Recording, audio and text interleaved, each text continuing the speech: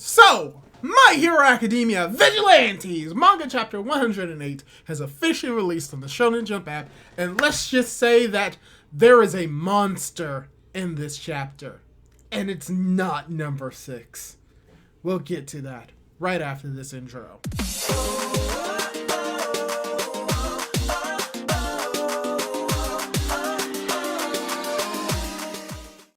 Hey guys, how's it going? It is your boy, Manga Man Drew, here to review My Hero Academia Vigilantes Manga Chapter 108, titled The Variant. Ooh, is this going to be a Loki reference? Unfortunately, it's not, but it is referencing a particular character in this chapter, and we will eventually get to that. But when it comes to this chapter of Vigilantes, it was very dialogue heavy, at least for the beginning portion of it. But we once again follow the fight between Koichi the Crawler versus number 6. And if you remember what happened last chapter, number 6 turned into a literal monster. So in this chapter, we pretty much get to see what this monster can do and how Koichi is able to fend it off, if he can. And before we get more into it, I'd like to ask you, if you haven't done so, to subscribe to my YouTube video if you like this type of content, as well as leave a like and a comment down below to show that you like this type of content. And with that out of the way, I really want to get into this review because we start the chapter off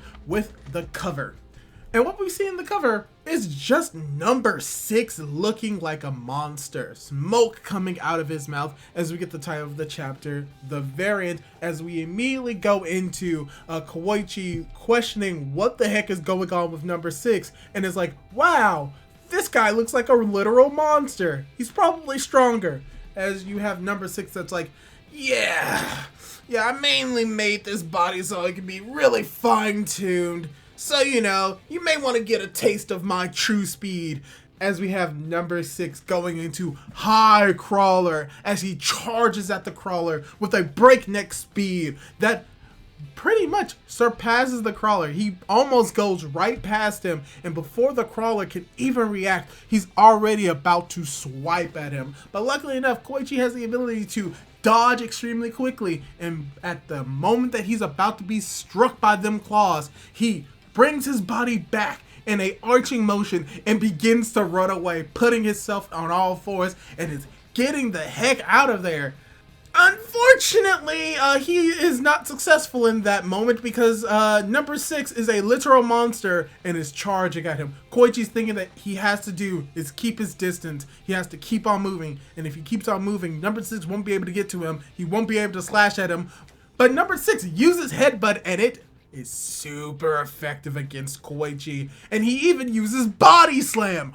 Wow, number 6 is a literal monster with all of these moves, as Koichi just realizes, oh, he's fast, and if I slow down, as we get to see number 6 going in, striking Koichi with all of these claws, as Koichi comes to the realization that, oh, if one of these things hit me, I'm gone. I'm done for, and he is barely able to keep up, and he realizes that number 6 isn't slowing down, which is horrible because, as we learned in the last chapter, Koichi can keep up with number 6 when he's moving with overclock, but the fact that he is moving so fast that Koichi is unable to keep up with him now just shows how effective this new body is at using overclock. And we do get an explanation for why that is. So as Koichi is trying to defend himself, unable to defend all of the shots, he sees that number 6 is going for that deadly shot and is about to strike him dead. As we get that little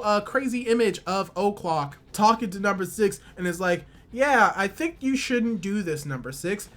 And then from here, we get another explanation for how overclock is meant on working. And O'Clock in this image pretty much explains O'Clock as being diving underwater, and how if you're diving underwater, you have to deal with the higher pressure, impaired breathing, and impaired vision, and how a normal body is unable to withstand that pressure reliably.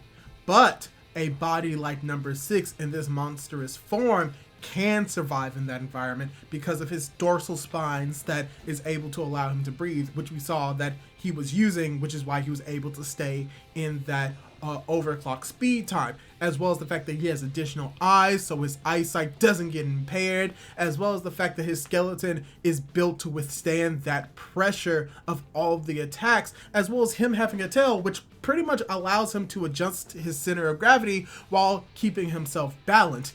At this moment in time, and this is something that they specifically say in the chapter, number 6 has become the supreme predator, and how his body is perfectly matched for overclock. Except there's still one problem. Even though overclock is now fit for number 6's body, and now number 6 has become this supreme predator underwater, Koichi the Crawler has been underwater this entire time, as we kind of get an explanation for how Koichi is able to react in this situation. So you pretty much have this illusion of overclock basically explaining that when it comes to Koichi's speed and his strength, he is outmatched by number 6. But Koichi's quirk can instantly activate at the slightest threat, and that it is explained that the reasoning why this is all happening is how Koichi has been training his quirk, and how his quirk is a conditional reflex that was drilled inside of him by his experience.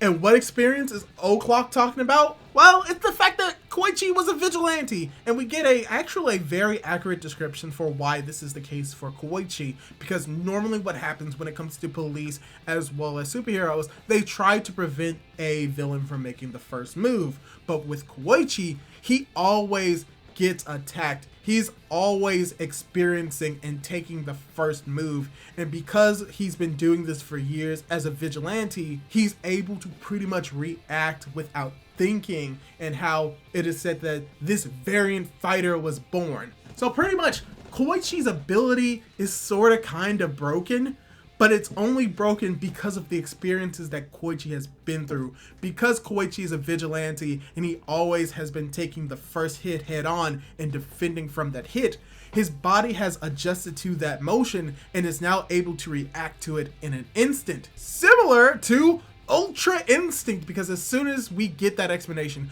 Koichi's eyes, his pupils just go white, or it gets dilated, and he immediately begins intercepting and dodging the attacks of number 6. Number 6 goes in for the attack, but every time Koichi is able to dodge it in very cool ways as well. He tries to dodge it, he gets attacked in the face, but that gets reflected from the circles, and he even uses his hand to deflect it. And even when number 6 is going full force, he is unable to hit Koichi, and Koichi is able to keep up. Even when Koichi is about to fall and hit the ground, he gets protected by his quirk on his back, and it brings him to safety. As we get that overclock is saying that when it comes to this monstrous warrior whose reflexes are trained to counterattack, he's an unthinking dancer, as Koichi has come out of this state of, oh, I survived that. Yeah, Koichi is scared because he has no idea what he is doing. And Koichi is scared because he has no idea what he is doing. But because of this, number 6, as well as this figment of his imagination called overclock, has now come to the conclusion that, yeah, you can't really overcome him with just speed alone. So you have to think of something else. You have to think of another strategy. Because, you know, that's the purpose of phase 6.